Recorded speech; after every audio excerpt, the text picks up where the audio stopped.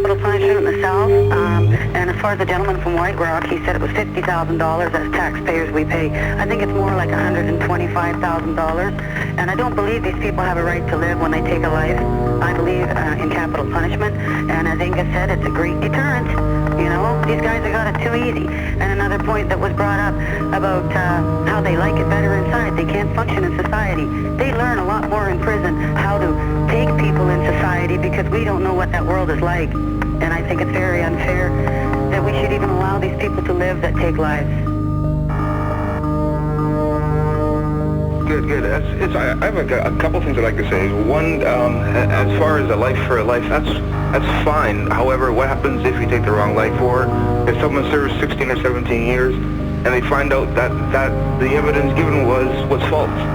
There you have an issue of, then all of a sudden the people are the ones who have killed somebody who was innocent.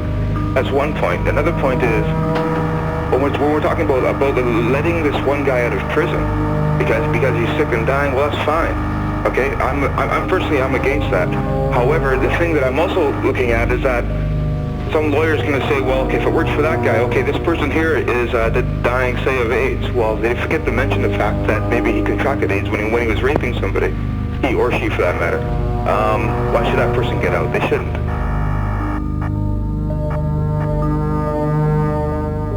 As far as I'm concerned, if you commit a crime, forget it, pal.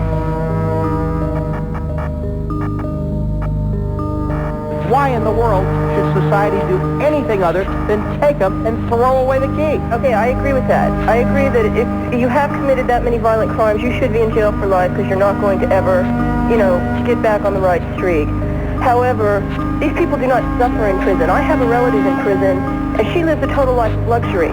You go to Pleasanton Federal Prison, and it is gorgeous. They have racetracks, they have weight room centers, they have swimming pools. You go to state prisons. They don't have those luxuries, but they get TV sets, they get VCRs, they sit back and enjoy themselves. You know what? I agree with you. I'm all for straightening that out.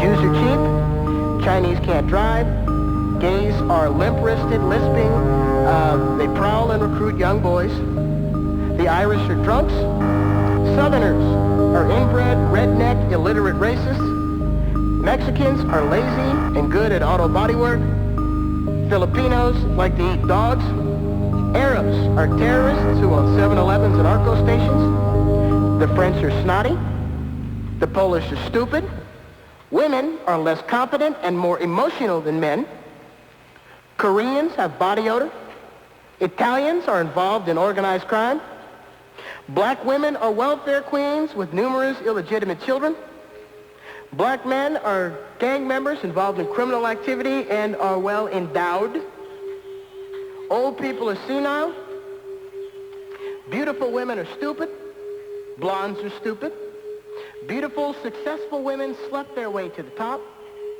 the police abuse their power, all politicians are crooked, young people have no work ethic, New Yorkers are rude.